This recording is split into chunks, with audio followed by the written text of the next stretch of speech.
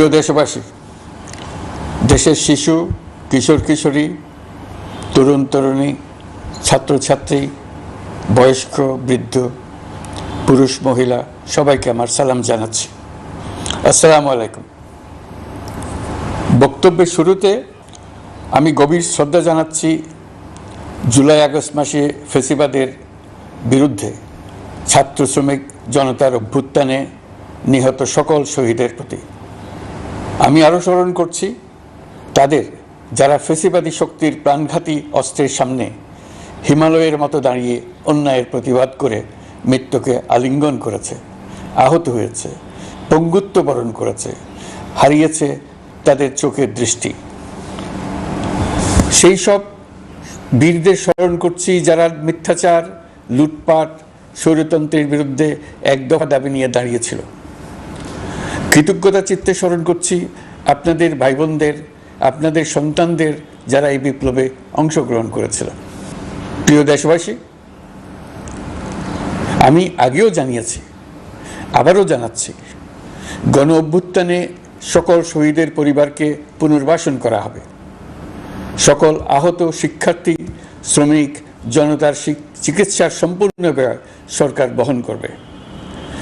আহতদের দীর্ঘমেয়াদী এবং ব্যয়বহুল চিকিৎসা এবং শহীদদের পরিবারের দেখাশোনার জন্য স্বাস্থ্য মন্ত্রণালয়ের নেতৃত্বে একটি পূর্ণাঙ্গ তালিকা প্রস্তুত করা হয়েছে।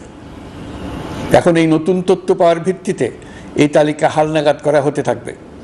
গণ অভ্যুত্থানের শহীদদের স্মৃতি ধরে রাখতে সরকার তার যাত্রা লগ্নে জুলাই গণহত্যা স্মৃতি ফাউন্ডেশন নামে একটি ফাউন্ডেশন প্রতিষ্ঠার উদ্যোগ নেয়। এখন সেই ফাউন্ডেশন তৈরি হয়েছে। সকল শহীদ পরিবার এবং আহতদের সর্বোত্তম চিকিৎসা সহ তাদের পরিবারের সম্পূর্ণ দায়িত্ব এই ফাউন্ডেশন গ্রহণ করছে।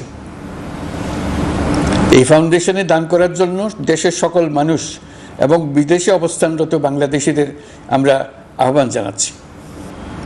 গত মাসে কুমিল্লা, নোয়াখালী, সিলেট অঞ্চলে আকস্মিক বন্যা এসব এলাকার মানুষকে হতভম্ব করে দিয়েছে। এখানে বেশিরভাগ এলাকায় কোনোদিন বন্যা হয়নি। তারা বন্যা মোকাবেলা করে অভ্যস্ত নন।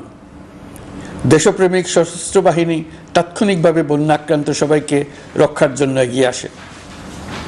সেনা, নৌ এবং বিমান বাহিনী পরস্পরের সঙ্গে সমন্বয় করে একযোগে কাজে নেমে পড়ার ফলে মানুষের দুর্ভোগ কম হয়েছে। এর পরপরই এনজিও এবং সাধারণ মানুষ দেশের সকল অঞ্চল থেকে দলে দলে এগিয়ে এসছে। আমি বিশেষ করে দেশপ্রেমিক সেনাবাহিনীকে আবারও ধন্যবাদ জানাচ্ছি। দেশের সকল দুর্যোগকালে তারা সবসময় আন্তরিকভাবে এগিয়ে এসছে। বিশেষ করে বন্যা ও শান্তি শৃঙ্খলা রক্ষার কাজে তাদের সৈনিক এবং অফিসাররা দিনের পর দিন যেভাবে দায়িত্ব পালন করেছে তার কোনো তুলনা হয় না। জনজীবনে স্বস্তি ও আত্মবিশ্বাস প্রতিষ্ঠায় তাদের ভূমিকা অনন্য। বাংলাদেশ সশস্ত্র বাহিনীর সকল সদস্যকে আমি ধন্যবাদ জানাই তাদের সততা, ত্যাগ ও অসীম দেশপ্রেমের জন্য। দেশের স্বাধীনতা সংগ্রাম থেকে শুরু করে বন্যা, খরা, ঝড়, বৃষ্টি, ঘূর্ণিঝড়, সকল প্রাকৃতিক দুর্যোগে আপনারা সকলের শেষ ভরসার স্থান। দেশের প্রতিটি ক্রান্তি লগ্নে আপনারা দেশের মানুষের পাশে থেকেছেন। দেশের স্বাধীনতার পক্ষে, সার্বভৌমত্বের পক্ষে অবস্থান নিয়েছেন। দেশ গঠনে আপনারা সবার আগে এগিয়ে এসছেন।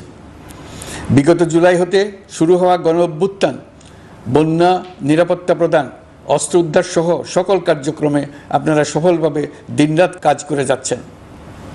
সরকার ও জনগণের পক্ষ থেকে আমি আপনাদের প্রতি কৃতজ্ঞতা জানাচ্ছি। বন্যা আমাদের জনজীবনে আরেকটি দিক উন্মোচন করল।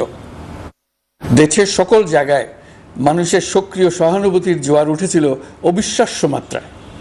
ব্যবসায়ী, অর্থবান ব্যক্তিরা যেমন তাদের অর্থ নিয়ে স্বতঃস্ফূর্তভাবে এগিয়ে এসেছিল, তেমনি দেশের বিভিন্ন প্রান্তের সাধারণ মানুষ, স্কুল, কলেজ, বিশ্ববিদ্যালয়ের ছেলেমেয়েরা জোয়ারের ঢলের মতো